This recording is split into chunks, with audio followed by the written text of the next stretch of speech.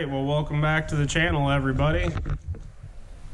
Today we're going to be doing a little bit of a different episode. It's going to be shorter. I was hoping to be putting stuff back together today, but I'm still waiting on parts to come in. But I do have some parts. A lot of money sitting in the bed of this truck, but we've got all new lower insulator pads, all new uppers, trunnion bushings, all new U-bolts, nuts. We've got spacers and collars and spacer blocks. So yeah, we're off to a good start, but I'm still waiting on some more stuff to come in before I start turning bolts to the right instead of the left. A little bit of exciting news. I've got a hold of some people that used to run a bunch of old R model trucks back in the day, and they were doing some inventory and clean out on their parts room and what have you. And I was able to go in there and buy up a whole bunch of Mack parts. So let's take a quick look and see what I got. Okay, so some stuff, I don't know whether or not it goes to a Mack or not. Well, it goes to a Mack, an R model. But it said Mack on it. If it looked like it went on the truck, I bought it. And everything's got at least an inch of dust on it. And just all kinds of random stuff. But I tell you what, there's some good parts that I picked up. Like this right here. Brand spanking new door handle. And I mean, we got inside door handles and window cranks, and that's a striker pin for the door, exhaust studs, pretty sure that's a thermostat. That's just one box, that ain't even the start. Let's see, we've got, I believe that's a window seal, the rear window seal. Let's see, I've got a heater core, a fuel cap,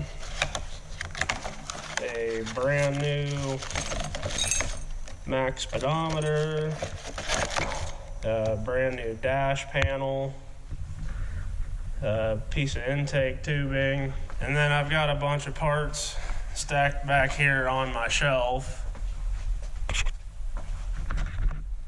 I'll have to climb up on the ladder here.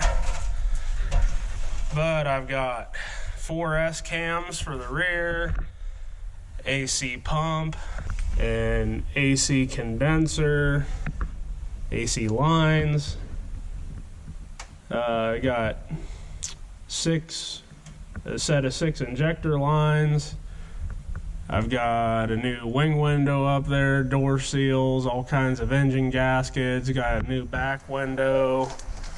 I'm not even sure what the heck this is, but I've got one of those.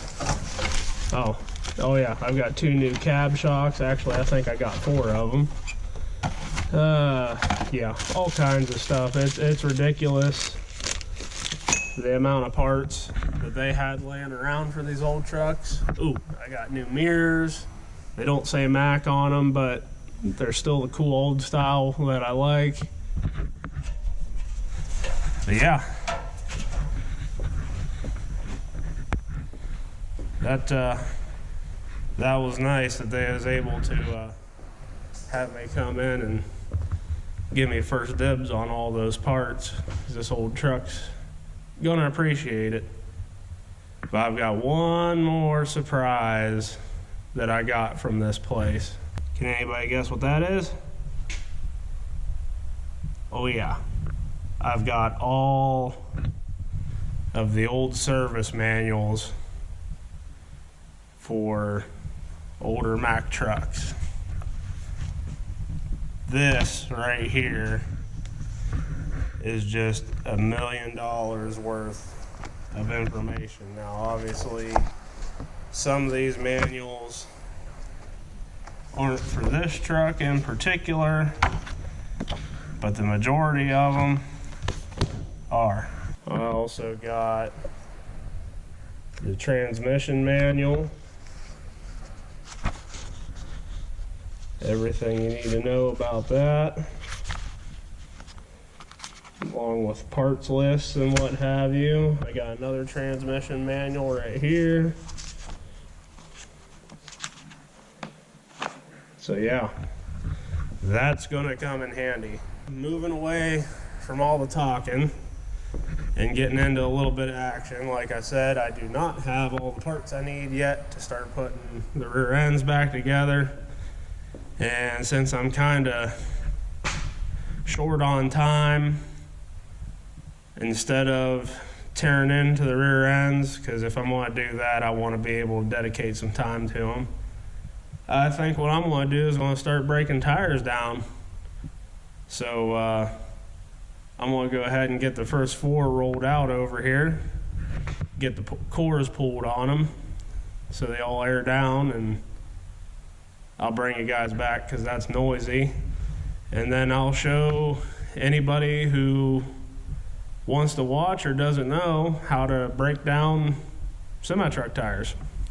So we'll see you in a second. Okay, our first 4 tires are all deflated. Now, before we get started, I just want to say that if you're going to do this, you do need to be careful.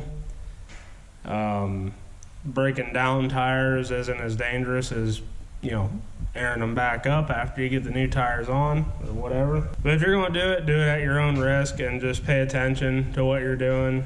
Even with taking tires off, using bars, they can slip and fly out and hit you or somebody else, and you can fall, lose your balance, what have you. So just be careful doing it. First thing we're going to do is we're going to take our bead breaking hammer here. You can use a sledgehammer, but that foot or beak or whatever you want to call it on that hammer, that really helps to get right up against the rim to break your bead.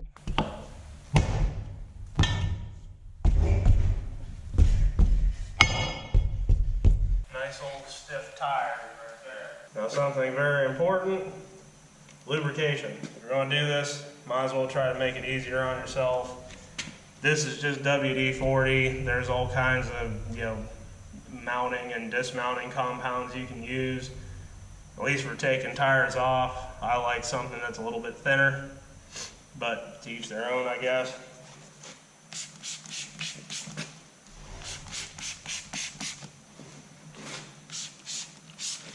Now, you get your tire bars. There's all kinds of different tools that you can use for this. Like ones that you can run with an impact, but I've always found it just easier to do it the old-fashioned way with 2 bars. So, hopefully you guys can see all right. The way I always do it is you take the straight end of your bar, get it down in there. Then you take the curved end of your bar. Let's see, if I'm at 12 o'clock here, let's put it about, 3 o'clock. Get that down in there. Keep the backside of your tire pushed down. And pull this one over first. And then pull your other one over. You take your first bar, spin it clockwise, and it walks itself right out. Now you take the curved end of your bar, and right where the bead is going back down below the edge of the rim, where it's easiest, just stick your bar in there, right over.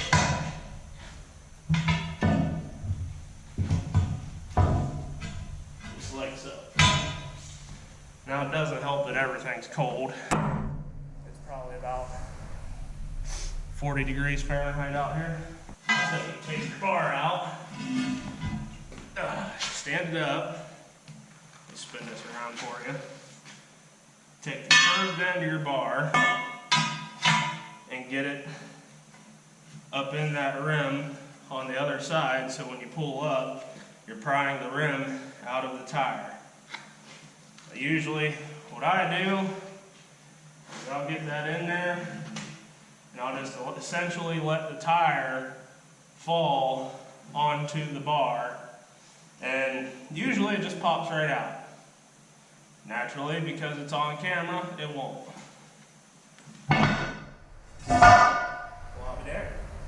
There you go.